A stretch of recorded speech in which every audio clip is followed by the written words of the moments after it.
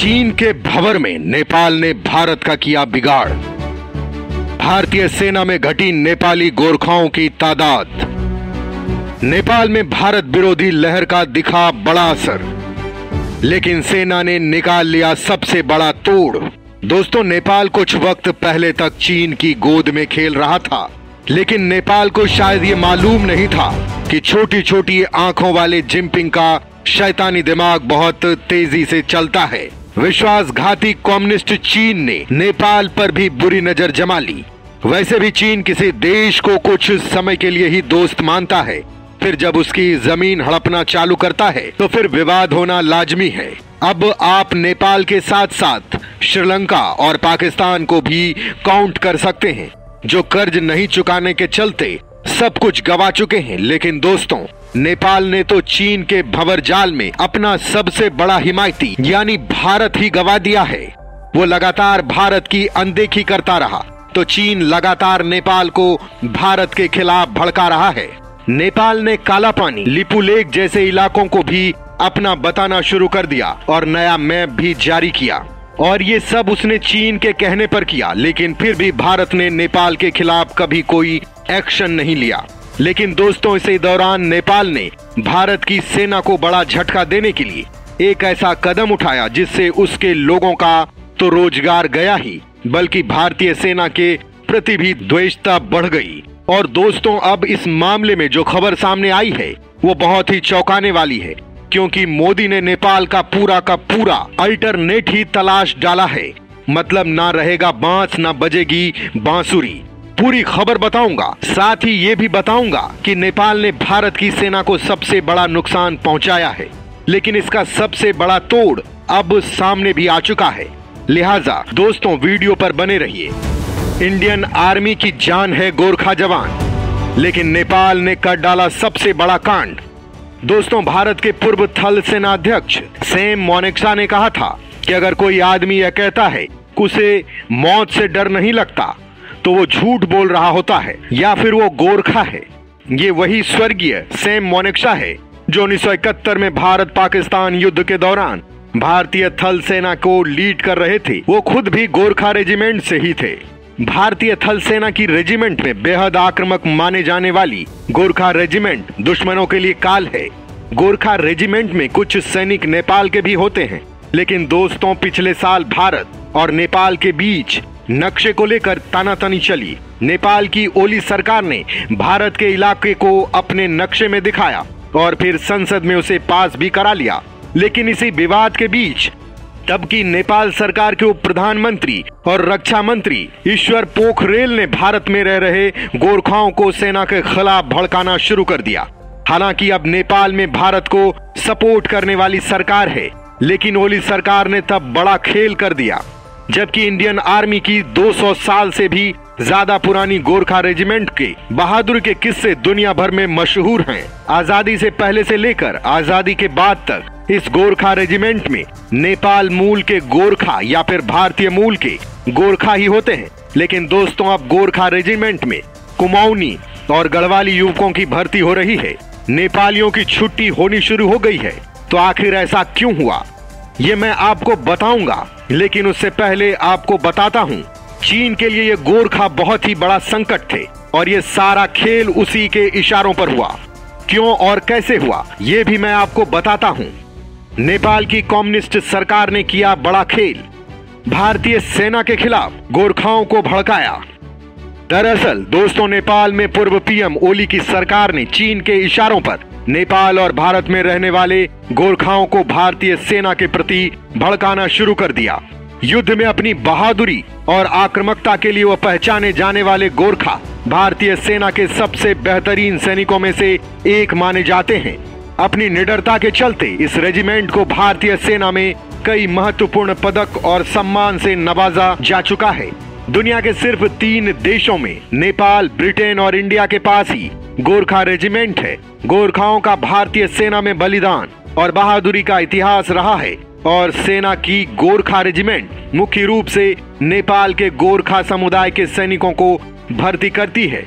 नेपाल में गोरखा नाम का एक जिला है जो कि हिमालय की तराई में बसा हुआ है। एक छोटा सा गांव है गोरखाली, या गोरखा नेपाल के मूल निवासी हैं। इन लोगों को ये नाम 8वीं शताब्दी में हिंदू संत योद्धा श्री गुरु गोरखनाथ ने दिया था। गोरखा किसी एक जाति के योद्धा नहीं हैं, बल्कि पहाड़ों में रहने वाली सुनवार, गुरुंग, राय, मागर और लिंबू जातियों में से ही हैं। इनके यहाँ जन्म के साथ ही बच्चों को सिखाया जाता है कि डर कर जीने से बेहतर है मर जाना। भारतीय सेना में 2 तरह के गोरखा सैनिक शामिल हैं। पहले भारतीय नागरिकता प्राप्त गोरखा, इनमें नेपाल से काफी पहले प्रवास करके उत्तर भारत के तराई इलाके में बसे गोरखाओं के साथ पूर्वोत्तर राज्यों जैसे असम, अरुणाचल प्रदेश, मेघालय के गोरखा शामिल हैं। दूसरी तरफ के नेपाली गोरखा सैनिकों की भर्ती 1947 में भारत, नेपाल और ब्रिटेन के बीच हुई त्रिपक्षीय संधि के तहत की जाती है। इस संधि के प्रावधान के अनुसार नेपाली गोरखा भारत और ब्रिटेन की सेना में काम कर सकते हैं। भारत में इस समय 80,000 से ज्यादा नेपाली गोरखा सैनिक हैं। लेकिन दोस्तों, ओली सरकार ने न केवल इन गोरखाओं को रोकना शुरू किया, बल्कि भारतीय सेना के गोरखाओं को भी अपनी सेना में भर्ती करना शुरू कर दिया, क्योंकि भारतीय सेना में शामिल ये गोरखा सबसे ज्यादा चीन की ही बैंड बजा रहे थे। इतना ही नहीं, साल 1947 से 48 में उरी सेक्टर में इंडो पाकिस्तान युद्ध में भारतीय सेना की जीत में गोरखाओं का अहम योगदान था। वैसे भारत की सेना में तिब्बती लोग भी शामिल हैं। भारत की स्पेशल फ्रंटियर फोर्स में भारतीय कमांडोज के साथ तिब्बती लड़के शामिल हैं और गलवान घाटी में इन्हीं कमांडोज से चीन भिड़ा था।